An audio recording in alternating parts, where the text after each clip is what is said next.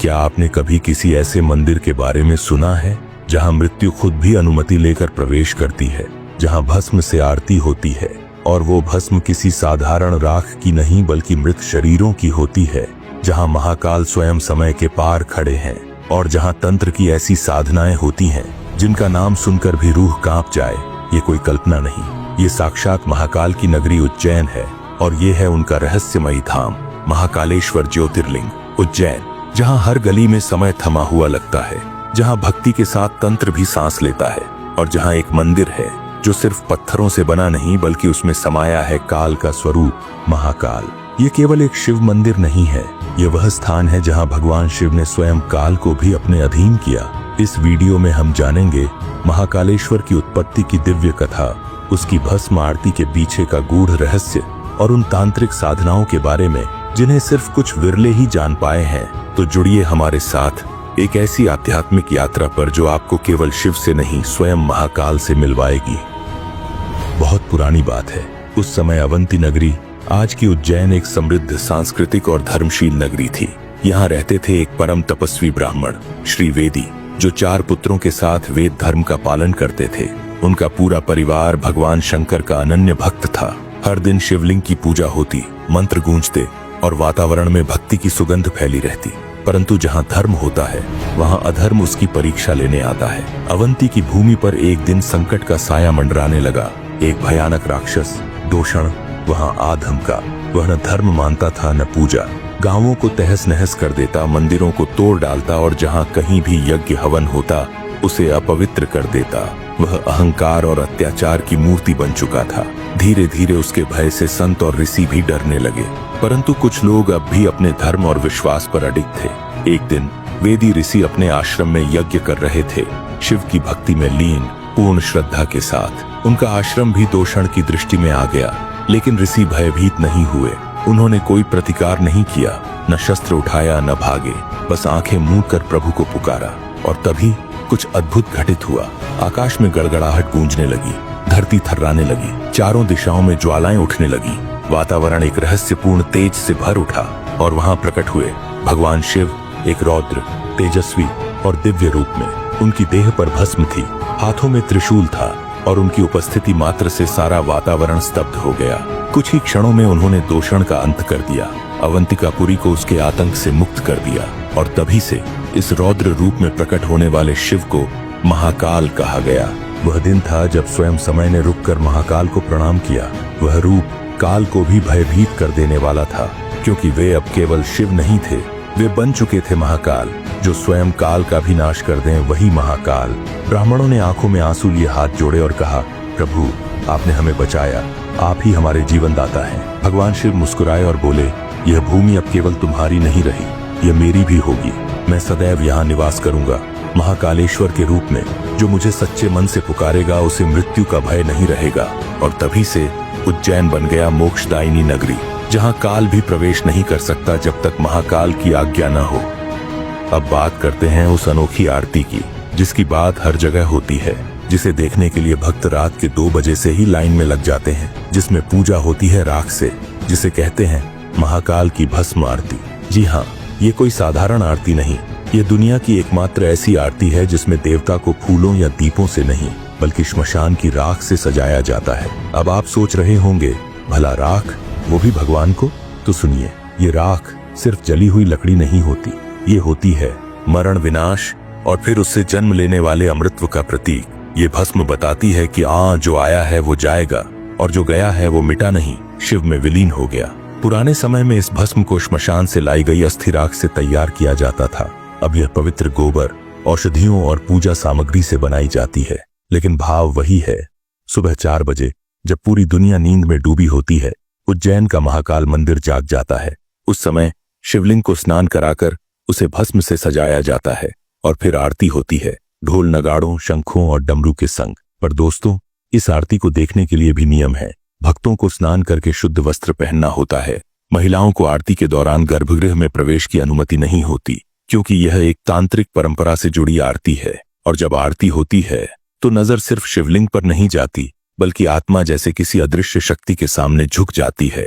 कई भक्त तो कहते हैं जब महाकाल की भस्म आरती होती है तो ऐसा लगता है जैसे काल भी बाहर बैठकर नमन करता हो। जिस देवता की आरती खुद राख से होती है वो जीवन और मृत्यु से कितना ऊपर होंगे।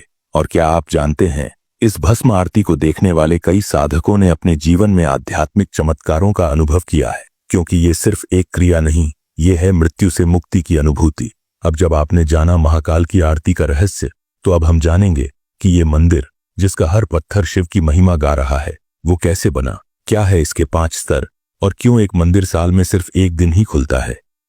महाकालेश्वर मंदिर केवल एक धार्मिक स्थल नहीं, यह है एक रहस्यमयी रचना जिसकी बनावट खुद शिव की तरह गूढ़, जटिल और दिव्य है।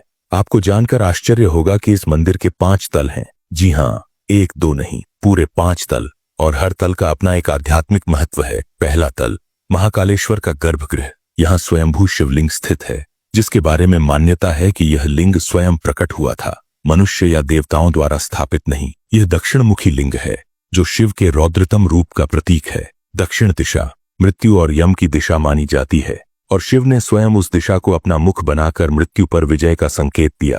दूसरा तल, ओंकारेश्वर लिंग। यहाँ शिव के ओंकार रूप की उपासना होती है, जो सृष्टि की ध्वनि और ऊर्जा का मूल स्रोत है। जब ओम का उच्चारण होता है तो उस ध्वनि में जो शक्ति है वो शिव के इसी रूप से जुड़ी मानी जाती है। तीसरा तल, नागचंद्रेश्वर मंदिर। अब इस तल का रहस्य सबसे अनोखा है। यह मंदिर पूरे साल में सिर्फ एक दिन खुलता है, नाग पंचमी के दिन। यहाँ शिव को नागराज और चंद्र के संग एक विशेष रूप में पूजा जाता है। कहा जाता है कि इस स्थान पर ऐसी तांत्रिक ऊर्जा है जिसका आम जनमानस पर प्रभाव भारी पड़ सकता है। इसीलिए यह मंदिर सिर्फ उस दिन के लिए खोला जाता है जब नाग ऊर्जा सबसे संतुलित मानी जाती है। अब दोस्तों, मंदिर के नीचे और भी तल है, जो अब आम जनता के लिए खुले नहीं होते।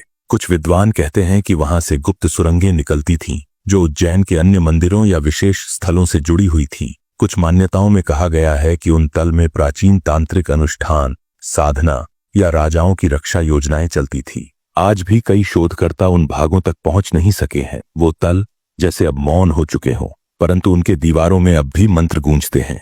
इस मंदिर का स्थापत्य मुख्यतः भव्य नगरा शैली में है। मोटे पत्थर, ऊंचे शिखर और नक्काशीदार स्तंभ। यह निर्माण परमार वंश, फिर मराठाओं और सिंधिया शासकों द्वारा बार बार पुनर्निर्मित हुआ। कहा जाता है कि जब इल्तुतमिश और फिर खिलजी ने इस मंदिर को तोड़ने का प्रयास किया तो यह मंदिर हर बार फिर खड़ा हुआ, क्योंकि इसका निर्माण केवल पत्थरों से नहीं, श्रद्धा से हुआ था। तो मित्रों, अब हम पहुंचे हैं उस प्रश्न पर जो सदियों से साधकों, विद्वानों और विज्ञान को भी चौंकाता रहा है। काल क्या है? और उससे भी बड़ा प्रश्न, क्या कोई ऐसा है जो काल से भी ऊपर है? उत्तर है हाँ, और वह है महाकाल। काल यानी समय, समय जो हर किसी को निगलता है, राजा को भी, रंक को भी, जो चल रहा है और थमता नहीं, जो जन्म देता है और मृत्यु का द्वार भी वही खोलता है। लेकिन जिसने काल को भी बांध दिया, जिसके सामने मृत्यु भी विनीत होकर खड़ी हो, वही तो महाकाल कहलाता है। कितनी अद्भुत बात है कि शिव को काल भी नहीं जीत सका, बल्कि शिव ने काल को अपना वाहन बना लिया। हिंदू शास्त्रों में, खासकर महाभारत, शिव पुराण और लिंग पुराण में यह स्पष्ट कहा गया है कि कालस्यापि कालो यस महाकालः उच्यते। जो काल के भी काल हैं वही महाकाल कहलाते हैं। ऐसा कहा जाता है कि जब यमराज मृत्यु के दूतों के संग किसी भक्त की आत्मा लेने उज्जैन पहुंचे तो शिव ने स्वयं उनका मार्ग रोक लिया और बोले, यह मेरी नगरी है, यहाँ जिसका जीवन समाप्त होता है उसे काल नहीं ले जाता, उसे मैं स्वयं मुक्त करता हूँ। इसलिए कहा जाता है कि उज्जैन में मरने वाला कभी यम के पास नहीं जाता, उसे मोक्ष महाकाल देते हैं। यही कारण है कि इसे मुक्ति क्षेत्र भी कहा गया है। महाकाल का रूप उतना ही भयावह है जितना वो करुणामयी है। उनके त्रिशूल पर लटका होता है अहंकार, उनकी जटाओं में बहती है गंगा, और उनकी आंखों में होती है मृत्यु का अंत और पुनर्जन्म की शुरुआत। अघोरी जो श्मशान में साधना करते हैं वो महाकाल को ही पुकारते हैं, क्योंकि जहां सब डरते हैं वहीं अघोरी महाकाल से जुड़ते हैं।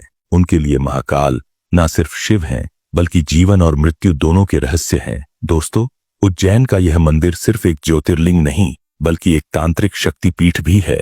इस स्थान पर सिर्फ भक्ति से नहीं, बलिदान और साधना से शिव प्रसन्न होते हैं।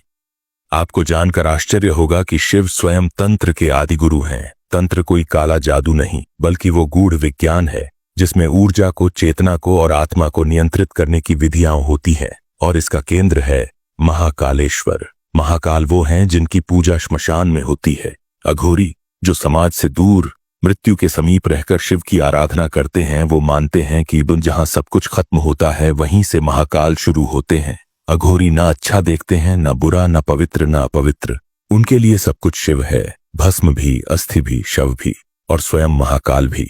कहा जाता है कि महाकाल मंदिर के आसपास के क्षेत्र में आज भी कई गुप्त अघोरी अखाड़े हैं, जहां रात के समय गोपनीय साधनाएं होती हैं। श्रावण मास, महाशिवरात्रि या ग्रहण के समय इन साधकों की ऊर्जा इतनी तीव्र होती है कि कहा जाता है जो सह सके वही वहां ठहर सके।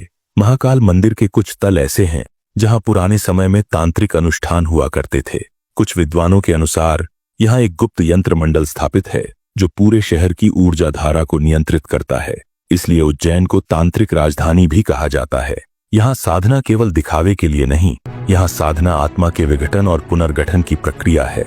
यह मंदिर ऐसा स्थल है जहाँ साधक अपने अहम, वासना और भय सभी को भस्म कर सिर्फ मैं और शिव की अवस्था में पहुंचता है। महाकाल की महिमा केवल मंदिर की भव्यता या भक्ति तक सीमित नहीं है, वो है एक ऐसा तांत्रिक और आत्मिक मार्ग जो भक्त को मृत्यु के भय से नहीं, स्वयं मृत्यु से पार करा देता है।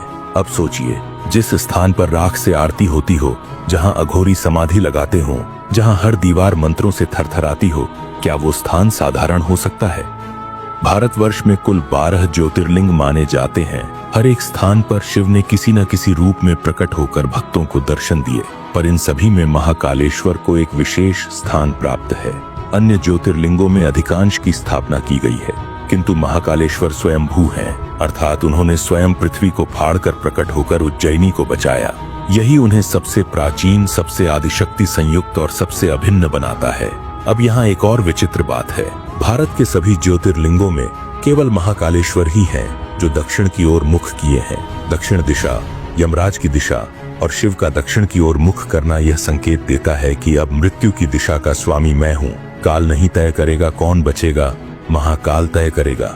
मान्यता है कि जो व्यक्ति महाकाल के दर्शन करता है या जो उज्जैन में अंतिम सांस लेता है, उसे यमलोक नहीं जाना पड़ता, उसे नर्क और स्वर्ग की यात्रा नहीं करनी होती, बल्कि वह सीधे शिव की शरण में चला जाता है, क्योंकि यमराज स्वयं उज्जैन में प्रवेश नहीं करते। यह बात स्कंद पुराण में वर्णित है। महाकालेश्वर एकमात्र ऐसा ज्योतिर्लिंग है जहाँ 3 समय आरती होती है। ये तीनों काल, भूतकाल, वर्तमान और भविष्य शिव की उपस्थिति के प्रतीक हैं। यही कारण है कि उन्हें कहते हैं त्रिकालदर्शी, और यही उन्हें सभी ज्योतिर्लिंगों से अधिक जागृत और सजीव बनाता है। कई साधकों और वैज्ञानिकों ने अनुभव किया है कि महाकाल मंदिर क्षेत्र में एक विशेष ऊर्जा कंपन है जो अन्य किसी भी मंदिर में अनुभव नहीं होती। यह क्षेत्र विषुववृत्त इक्वेटर के निकट है और कुछ विद्वानों का मानना है कि यहाँ ग्रहों की ऊर्जा, तांत्रिक शक्ति और अध्यात्म तीनों का अनोखा समागम होता है। अब आप समझ सकते हैं कि महाकालेश्वर क्यों केवल एक मंदिर नहीं बल्कि एक जीवित ज्योतिर्लिंग है। वे केवल पूजे नहीं जाते, वे मृत्यु को परिभाषित करते हैं।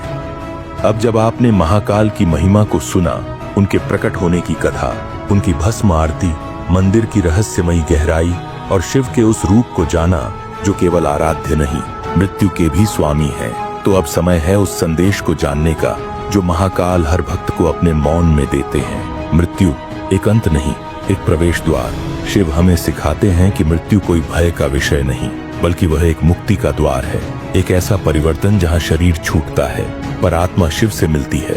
महाकाल का दर्शन इसीलिए नहीं होता कि हम डरें, बल्कि इसीलिए होता है कि हम समझें कि जीवन कितना अनमोल है और मृत्यु कितनी शांत। जो भी सच्चे मन से उज्जैन आता है, महाकाल के समक्ष बैठता है, चाहे एक शब्द बोले या ना बोले, उसकी आत्मा की हर पुकार महाकाल सुनते हैं, क्योंकि वो देवता हैं जो न माला चाहते हैं न पुष्प, वो केवल सच्चा समर्पण चाहते हैं। शिव का ये रूप महाकाल हमें एक ही शिक्षा देते हैं कि हम खुद को काल की चिंता से मुक्त करें, क्योंकि जब तक मनुष्य मृत्यु से डरता रहेगा वो जीवन को पूरी तरह जी नहीं पाएगा, और जब वो महाकाल की भक्ति से जुड़ेगा तो हर डर, हर मोह, हर भ्रम भस्म हो जाएगा। आज आपने सुना काल से परे उस महाशक्ति की कथा जो हमारे भीतर के डर को भस्म करती है, जो अंधकार में दीपक की तरह जलती है और जो हमें मृत्यु के बाद भी मुक्त करती है।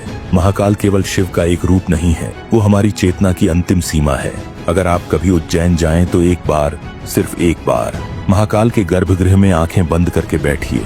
ना कुछ मांगिए, ना कुछ सोचिए, बस स्वयं को छोड़ दीजिए, क्योंकि वहां आप खुद से मिलेंगे और शायद शिव से भी। अगर ये कथा आपके हृदय को छू गई हो तो इसे अपने प्रियजनों तक पहुंचाएं। क्योंकि महाकाल का नाम जितना सुनने में गूंजता है उससे कई गुना अधिक उसके स्मरण में शक्ति है। हर हर महादेव, जय महाकाल।